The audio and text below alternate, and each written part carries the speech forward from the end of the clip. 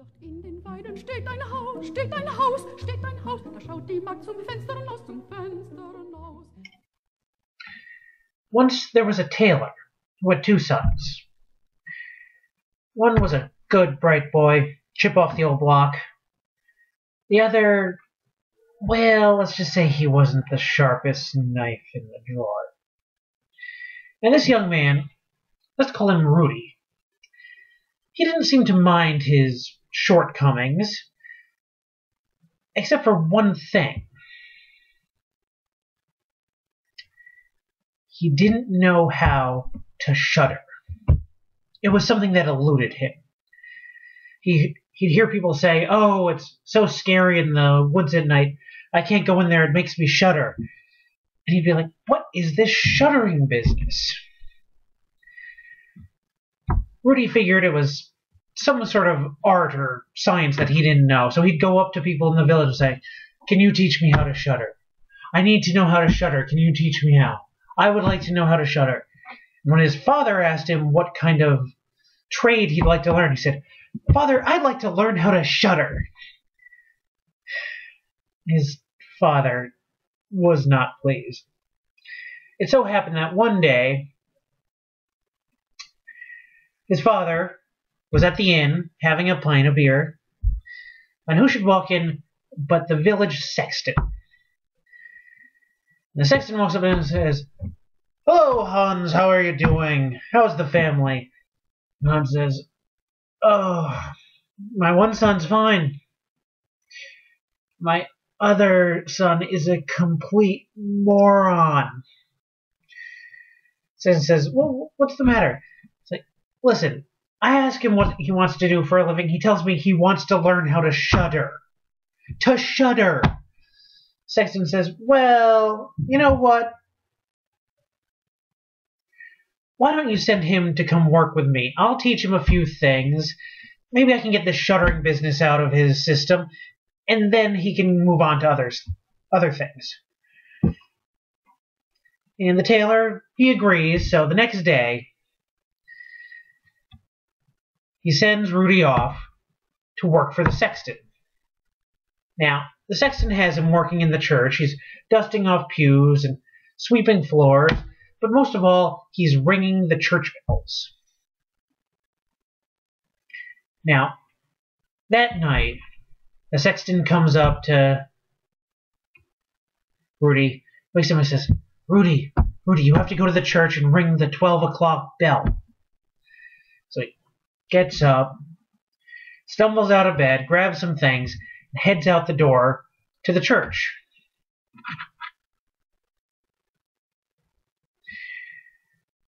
Now, here the sexton figures, now time to put this shuddering matter to an end. He grabs some things himself, goes out the back way, takes a shortcut, gets to the church before Rudy. Now Rudy goes up the stairs, goes to ring the bell, when what should he see standing at the top of the other stairwell but a strange figure dressed all in white, rattling a chain. "Oh, Rudy says, "Hello. Who, may I ask, are you, and what business do you have here?" Figure just holds up the chain and goes, "Oh." Rudy says, "Well, that's not really an answer. I need to know what you're doing here. Otherwise, I'm going to figure you're just a scoundrel, and then I'll just have to push you down the stairs." Now, the figure in white, well, that was the sexton, trying to get Rudy to shudder so he could get it out of his system. He thinks, he couldn't possibly really want to push me down the stairs. So he holds up the chain again and rattles, "Oh!" Rudy says, "I warned you." He rushes forward, shoves the sexton down the stairs. He tumbles end over end, lands at the bottom. Rudy goes to the bell, takes the pull rope, rings it 12 times, turns around, goes down the stairs, steps over the sexton's body, and goes back to the sexton's house to sleep. The next morning, the sexton's wife wakes him up. Says, Rudy, have you seen my husband? He went to the church ahead of you. He says, I didn't see your husband, but there was a strange man dressed all in white. He wouldn't tell me who he was, so I figured he was a thief or a scoundrel, and I pushed him down the stairs. Sure enough, the sexton's wife goes to the church, finds her husband lying there at the bottom of the stairs with a broken leg. She helps him up, gets him back to their house, and boy is she mad. She grabs Rudy by the ear, drags him back to his father's house, says to his father, Hans, do something with this boy. We can't deal with him. And she tells him the whole story about how he had pushed the sexton down the stairs and broken his leg. Hans grabs him by the other ear, drags him in the house, sits him down, and says, How the hell could you break the sexton's leg? He's a man of the church. And he says, I didn't know who it was, and I warned him. Hans is like, no, you know what? Forget it. He grabs a little bag, puts some gold tailors in it, hands it to him, says, here's a bag of money. Leave this town. Don't tell anyone who your father is. Don't tell anyone where you came from. And maybe someday I'll be able to live this down. And Rudy takes the money and says, Thank you, Father. You know what? I was just thinking about leaving town. It seems I can't learn to shudder here, so I must go off into the great world. Thank you very much. So the next day, Rudy leaves with nothing but a little bread to eat, his bag of money, the clothes on his back, and a fool's errand. Now, Rudy goes down the main highway until he gets to a town, a bigger town than his own village. And he sees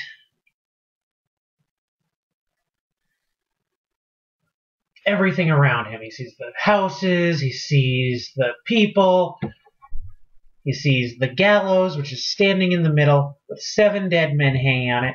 And he's walking along, and he's saying to himself, oh, if I could only shudder. Oh, if I could just shudder. So, an old man hears this, pulls him aside, and, what's that about shuddering, my boy? He says, listen, I want to learn how to shudder, and I will give anyone my bag of money if they can just teach me how. And it says, You see the gallows there? Those 7 dead men hanging there? Those were robbers who were tried and hanged for their crimes. Now they're just waiting for the devil to come and take them away. If someone were to stay underneath that gallows and wait all night, I bet that he would learn how to shudder. Rudy says, that's brilliant! I'll set up camp under there, and I'll learn to shudder, and then you can have my money the next morning. So Rudy did just that. He set up a little campfire, and he sat down, he waited, and the sun went down, and he's sitting there. And as the sun's going down, he's noticing that it's getting kind of cold. He's like, you know, if it's so cold near the fire, it must be really cold up there, too. I know. I'll go help them down, and they can sit around the fire, too. So he goes up, climbs up, takes every one of the men off their noose, brings them down, and sits them around the fire. Takes a little effort to get them to sit up straight, but still, he's like, okay, gentlemen, now, about this shuddering business, I need to know how to do it. They don't say anything. It's like, I was told that you could teach me how to shudder. Well, fine, keep your silence for now, but I'll learn eventually. Now they're sitting there, and sparks are starting to fly from the fire, and some catch on the dead men's pants, and they start to catch fire, and he's like, be careful now. You'll catch fire that way. They don't answer him. well, if that's going to be how it is, then I'm just going to hang you back up there. So he goes to them, puts out the fire on their pants, takes each of them, hangs them back on the noose, and goes back, sits by his fire, and waits. Now, the next morning, the old man comes along. He's like, well, how was it, my boy? Did you learn how to shudder? It's like, no, they didn't say a single thing. In fact, those men are so stupid they let themselves get caught on fire. I don't think they could really teach me anything. Now, the old man figured he's not going to get the money now, so he turns around and leaves, just muttering something about, I've never seen such a boy in my life. Now, Rudy travels on for a little while, and he gets to an inn, and he spends a little bit of his money for a pint of beer and something to eat. And he continues saying to himself, oh, if I could only shudder. If I only knew how to shudder. The innkeeper says, well, if you'd really like to know how to shudder, I know one place where you'd likely learn. His wife comes up and says, no, don't tell him. Don't tell him. Enough people have died already. And Rudy's like, what? Tell me. How do I learn how to shudder? He says, well, there's an old castle that's haunted. They say there's great treasure hidden in this castle, but in order to get to it, you need to break the spell that's over the cursed castle, and drive out the spirits. But to do that, someone would need to stay there for 3 whole nights. On top of that, the king has issued a proclamation. Anyone who can free the castle of the curse shall get to marry his beautiful daughter. Everybody thought, well, maybe this would be a good chance to learn how to shudder. So he packs up his things and he heads to the palace, and he goes up to the king and he says, I would like to take you up on your challenge. Now, the king liked Rudy. He thought he seemed like a good chap, so he says, well, okay. Mind you, no one's come out of there alive yet, but you get to take 3 things in with you. But they must be things that aren't alive. And Rudy's like, oh, I hate being put on the spot like this. 3 things. Okay, fire. Fire's good. And a turning lathe. Okay.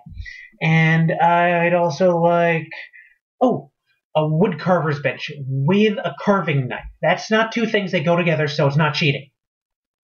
He's like, are you sure you want like a sword or some holy water or something? No, those things should do. So the next morning, they set out for the cursed castle. Set up all the things he brought. He sets a nice little bonfire in the middle of the great hall. Never mind the fact that there's a perfectly good fireplace over against the wall. Puts out his turning lathe, puts out his woodcarver's bench. He puts down a little bench that he finds nearby, and he sits and he waits. He waits and he waits till finally night falls. And he's sitting there, and he starts to hear, meow, we're so cold. And he says, well, if you're cold, come near the fire, why don't you? Out of the shadows come 2 huge black cats with eyes like fire. They come and they sit down next to him, and they sit for a while and they stare at him with their fiery eyes. They say, how do you like to play a game of cards? He says, oh, that sounds delightful. But look at your nails. Can I see them? And they hold up their paws and their big curved claws on them. He says, well, this won't do at all. They're much too long. Let me cut them for you. Grabs them both by the paws, pulls them suddenly, puts them down on the woodcarver's bench, and seals and tightens up the vice with their paws trapped inside. They start hissing and screaming, "Let us go! We'll kill you! We'll scratch you to ribbons!" And Rudy says, "Well, I was just going to trim your nails, but I don't think that's very nice, and my desire to play cards is completely gone now." So he goes up to them, strikes them dead, unscrews the vice, takes them, throws them out a window and into a fish pond in the courtyard. Now he goes back to sit down, and what does he see coming out from all the dark corners? But more cats, more black dogs, dragging fiery chains. They come seemingly by the hundreds, and he's like, well, be careful. There's far too many of you in here. One of them gets a little too close to the fire, and it jars it a little, and it nearly goes out and says, "Well, you've nearly upset my fire now, so I'm afraid some of you are just going to have to go." He picks up the carving knife, starts going around, cutting the familiars down wherever he can find them. The ones that he doesn't kill run for the shadows. The ones he does kill, into the fish pond. Now, he sits back down. He's getting tired. He's like, you know what I could really use is a bed. He turns and looks in the corner. There's a big 4-poster bed there, where it hadn't been before. So he goes, "Oh, that's lovely." And he gets up, goes onto the bed.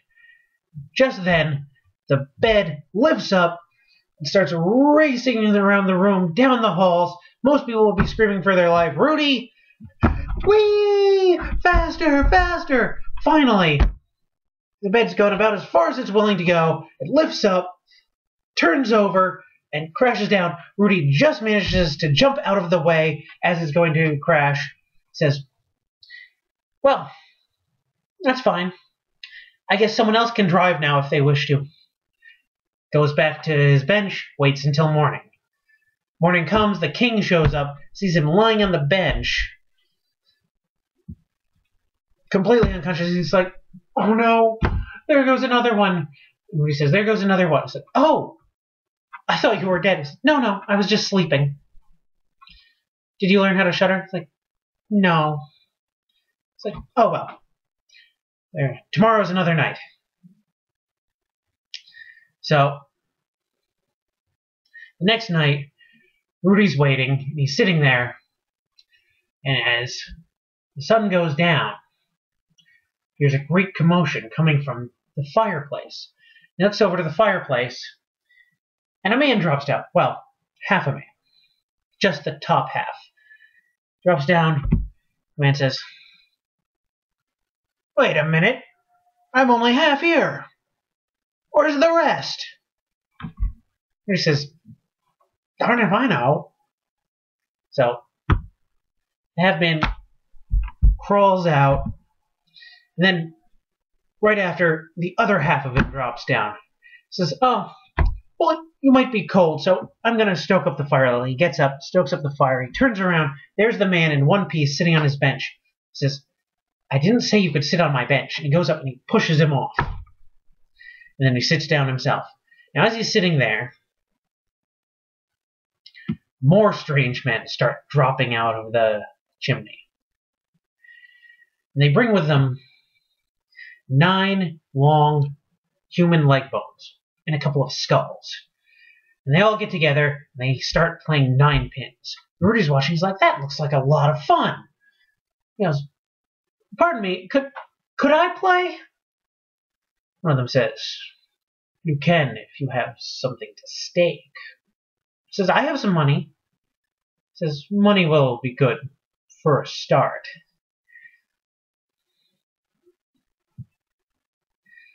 So they start playing, and they play very well. It's almost like magic how well these guys play. And Rudy gets past the ball. It's one of the skulls. Says, "Well, this is strange. This ball isn't quite round." I don't think I'd be able to bowl rather well with a ball that isn't round. I know, I'll fix it. And he takes it to his turning lathe, starts smoothing it out until he has a skull that's about as brown as he can make it, and he starts joining them in the bowling game. He loses a little money, not much. With a round ball, he's much better than if he had the regular skull-shaped ball. The next morning, the king shows up. Says, "Oh, my boy, you're still alive. Wonderful. Did you learn how to shudder?" Says, "No, I've been playing nine pins and having the time of my life. I lost a little money, though." Says, "Oh, well, tomorrow's another day." All right, the next night, Rudy's sitting there, and who should walk in but six men, six tall, strange men carrying a casket. And they put it down. He says, "Oh, that must be my cousin. I had heard he had died recently." And he opens it up, and he goes in and he touches him. He's like, "Oh, you're so cold. You know what? I should warm you." He takes him out, he brings him near the fire. He's like, "Oh, you're still cold." And he rubs on him. He's like, "You know what? When two people lie in the same bed, they warm each other." So he takes him, lies him down on the floor, lies next to him, pulls the blanket over, and the dead man actually does get warm. And he gets warm and he wakes up and he says, "Thank you. Now I shall strangle you." And he tries to put his arms around Rudy's neck. Rudy says, "Well, that's a fine thank you." Gets up, picks up the man, throws him into the coffin. Coffin lid slams shut, and the six men take it up and carry it away. Now he sits back down. He's like, "Oh, if I could only shudder. I don't know why this is so hard." So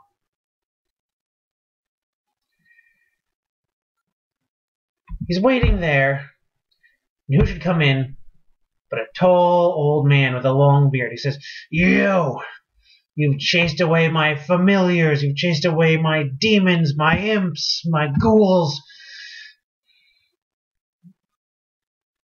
For that, I'm going to kill you." He says, "Well, you can try." He says, "Let me show you how strong I am." And he leads him down to a blacksmith shop in the castle. He takes an axe and he lifts it up over his head and slices down, and slices an anvil in two. He says, "Well, I bet I can do as well as that." He takes up an axe, picks it up, slices it down toward an anvil, and manages to catch the old man's beard in between the axe and the anvil. He can't pull it out. Rudy says, "Well, now I'll show you a thing or two for saying you're going to kill me." Takes an iron bar, starts beating him about the head and shoulders. He says, "Stop, stop, stop. Let me go and I'll make you rich beyond your wildest dreams." It's like, "Okay, but I don't want you to hear you're going to kill me again. No, if I'm going to die, I'm going to have some say in it." So he lets him go, and the old man leads him down a dark hallway into a room with 3 chests of gold. And he says, "One is for the king, one is for the poor, and the other is for you." Just then, it's the stroke of 12. He stayed there for 3 whole nights. The old man disappears. He says, "Well, I guess I'll just have to find my own way back now." The next morning, the king finds him. Says, "Well, my boy, how'd it go? Did you learn how to shudder?" It's like, "No, I'm afraid I never will. But there are other matters to attend to, like planning a wedding." Now, Rudy and the princess meet. They hit it off. The wedding is celebrated. Eventually, Rudy becomes the king.